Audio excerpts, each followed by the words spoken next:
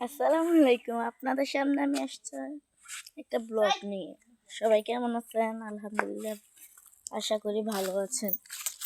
এসে দেখি নানার মরিচ বাগানে, কামরাঙ্গা মরিচ বাগানে মরিচ ধরে আছে। দেখবেন কত সুন্দর গাছ,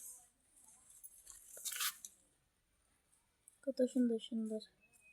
দূরও দেখাই তবে কত সুন্দর সুন্দর। আপনাদেরকে আমি দেখাচ্ছি মরিচ রাজন।